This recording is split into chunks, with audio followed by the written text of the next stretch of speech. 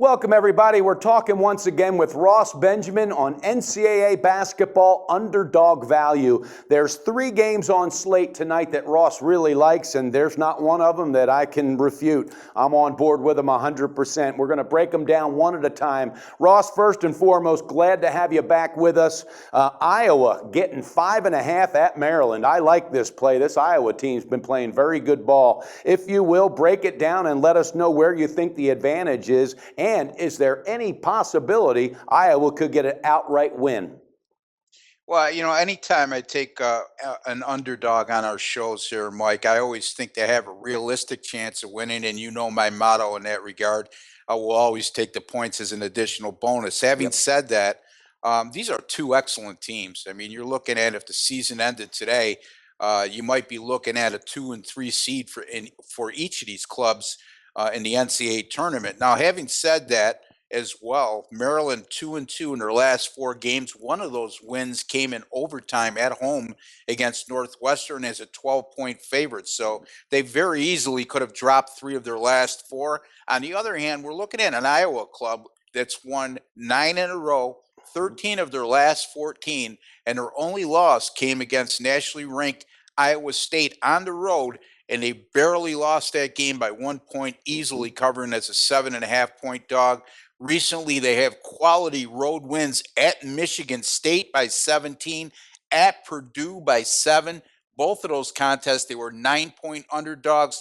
You could see by this line today, even though it just recently went up from 4 to 5.5, that the bookmakers really respect Iowa in this spot. I'm going to take the Iowa Hawkeyes here, plus 5.5 over Maryland.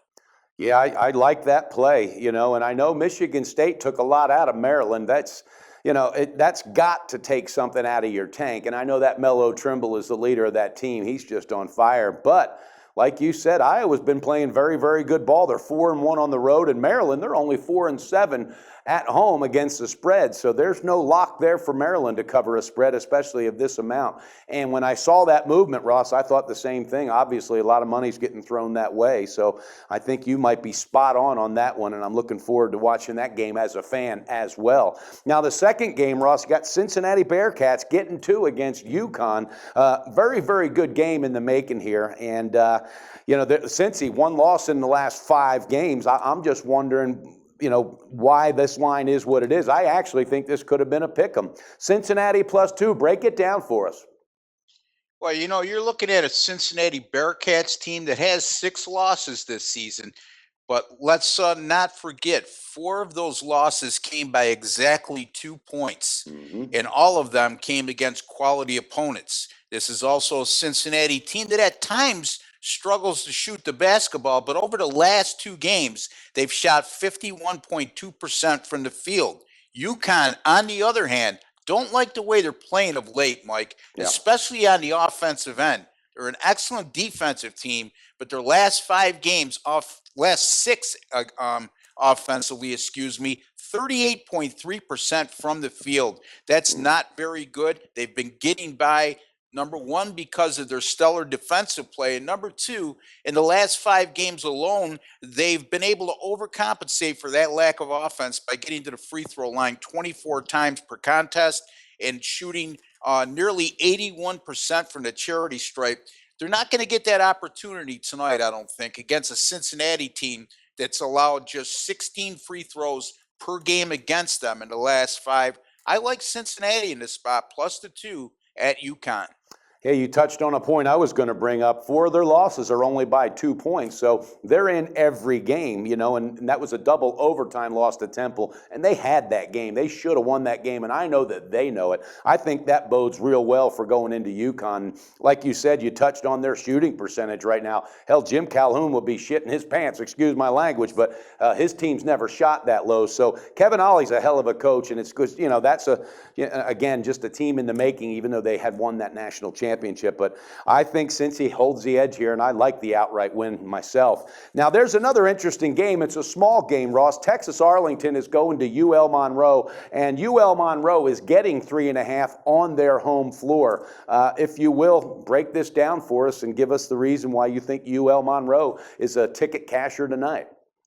if you look at this game on paper, you're going to say, Russ, what the hell are you thinking about with this call? I mean, Arlington is clearly the better team on paper. However, let's take a look a little bit inside the numbers here. I'm not so sure this is an Arlington team that peaked a little bit too soon, Mike. We'll see in the next few games if that's the case. They certainly have shown that might be the case by losing 2 of their last 3 games after getting off to a 14-2 start. Offensively, similar to UConn, Arlington has struggled of late. They're shooting only 38% from the field over their last 5 games. And when you have that kind of shooting percentage and laying points on the road, that doesn't bode well for a road favorite. And then you're looking at UL Monroe. Here's a team that's 8-11 on the year. Talk about Jekyll and Hyde. Their home and away splits. They're absolutely horrible on the road, Mike. But at home, 7-0 straight up. 5-0 straight up in ATS on their home floor, and they've been winning at home by an average of 21 points per contest.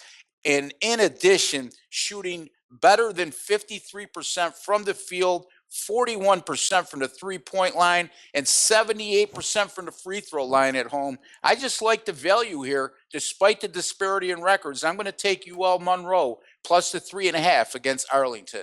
I was looking at something else, Ross, with this because I also saw they're 7-0 at home. They're 5-0 at home against the spread. Their last game against University of Southern Alabama, they absolutely crushed them by 32. And it wasn't 3 or 4 games ago. Texas Arlington lost to that team in overtime, 88-85. Now, and again, this is my method. I like to see how teams, when they're playing they've played the same team in the past. I like to pull up the stats and kind of see how things break down. But what this points to me is UL Monroe is a total different team on their home floor, and you certainly alluded to that. So I love that play. And again, there's another one that an outright victory would not surprise me at all. So you heard it, viewers. Iowa getting 5.5, Cincinnati getting 2, and UL Monroe on their home court, where they're undefeated, are getting 3.5. Ross, thanks so much for the breakdown. We appreciate it. We look forward to having you back again with us. And tonight, best of luck, beat the book, and talk to you later, my friend.